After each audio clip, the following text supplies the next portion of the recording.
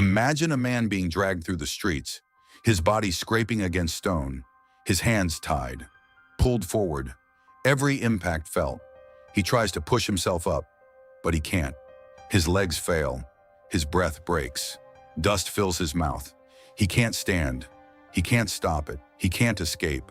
A crowd follows him, not in panic, not in shock, in expectation.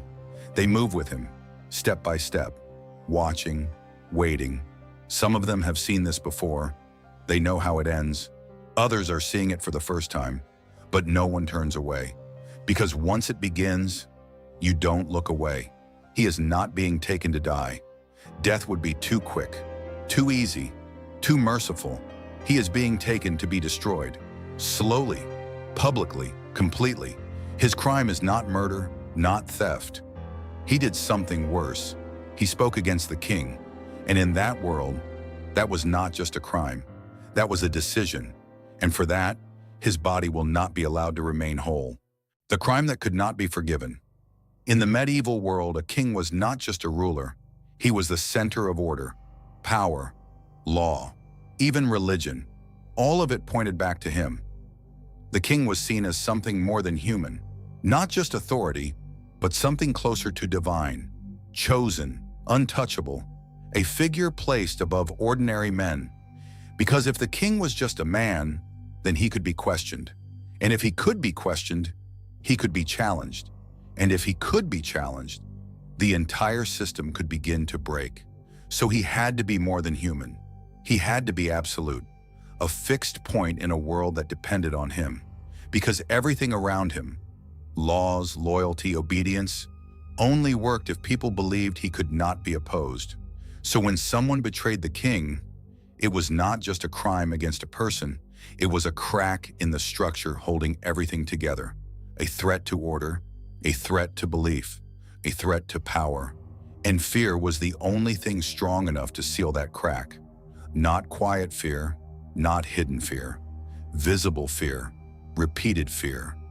The kind that stays in the mind long after the moment has passed. And that meant one thing. The punishment could not be normal. Execution was not enough. Death was too simple, too quick, too forgettable. What they needed was something else. Something that would not just end a life, but shape memory, control thought. Stop the idea before it could spread. A message so powerful that no one would ever dare repeat the crime. Because in that world, punishment was not just about killing the body, it was about protecting the system and creating fear that would outlive the death. A death designed to be seen.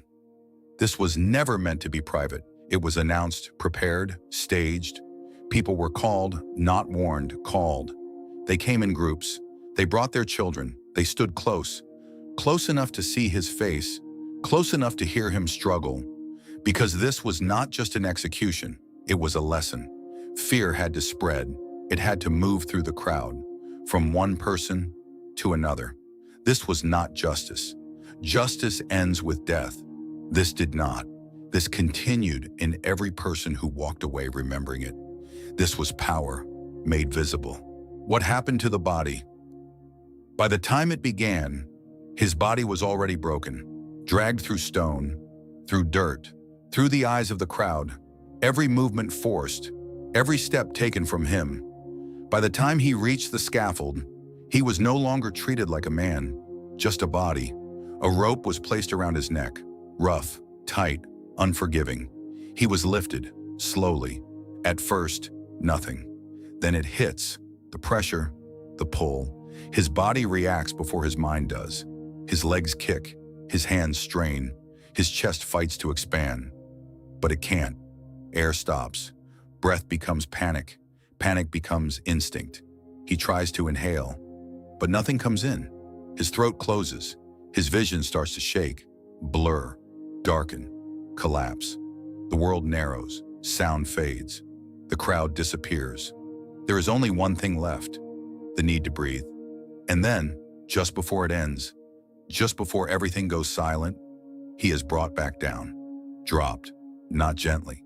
His body hits, air rushes back in, sharp, violent, painful. He gasps, he chokes, his lungs burn. He is alive, still here, not saved, never saved, held, kept, suspended between life and death. Because what comes next needs him to feel it. This was no longer an execution. This was dismantling. His body was opened, not after death, before it, while something inside him was still aware. What was inside was taken out, slowly, deliberately, lifted, shown, turned into spectacle, destroyed, sometimes in front of him, sometimes while he could still see, while he could still understand. And then, what remained of him was separated, not with care, not with respect. The head removed, the body divided, identity erased, form destroyed, not buried, not preserved, broken into pieces. The part that did not end with death, and even after it was over, it wasn't over. Death did not end it, it only changed it. What was left of him did not return to the ground. It was taken, separated, sent away. His body did not stay in one place. It appeared in many, on city gates, on bridges, on walls people passed every day, not hidden, not covered, left in the open, day after day, morning, evening, again and again and again. People walked past it.